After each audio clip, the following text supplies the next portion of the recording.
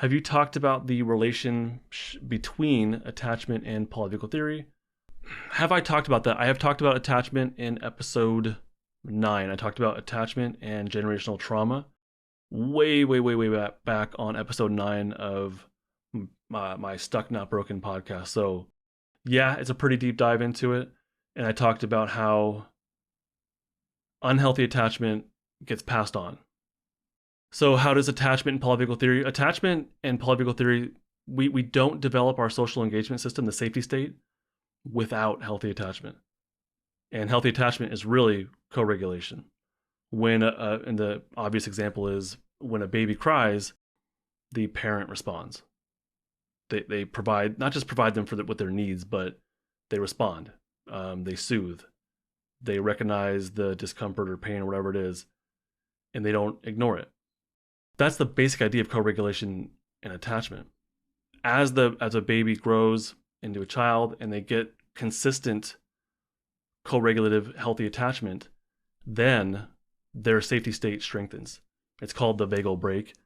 Their ability to keep their defensive state calmer gets stronger and stronger and stronger, but that doesn't happen unless we have a history of healthy attachment, a history of healthy play. Healthy play is extremely important from adults to kids, from parents to kids. That's extremely important. All those things exercise a child's ability to feel distress and then to be soothed and to eventually self-regulate. So from co-regulation comes self-regulation. But all that is, when we say co-regulation, that's just one interaction. Attachment is a history of healthy co-regulation, I would say. And then that affects the biology by strengthening the social engagement system. I think it helps with the process of myelinating the ventral vagal pathways, which is the social engagement system. So it kind of fosters that safety state development. That's what attachment does. So if someone doesn't get a healthy attachment and what they're left with, that could look different ways. Basically, if you don't have healthy attachment, meaning you did not get enough or consistent co-regulation, then your safety state is not developed enough, and that means you exist in more of a defensive state.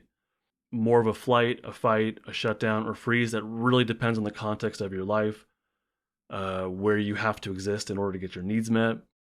There's other factors come into play there, so I'll just kind of leave it at that. If you don't have a healthy enough social engagement system, from a healthy attachment co-regulation history, then you basically exist in a defensive state, which could be flight or fight, shutdown, or freeze.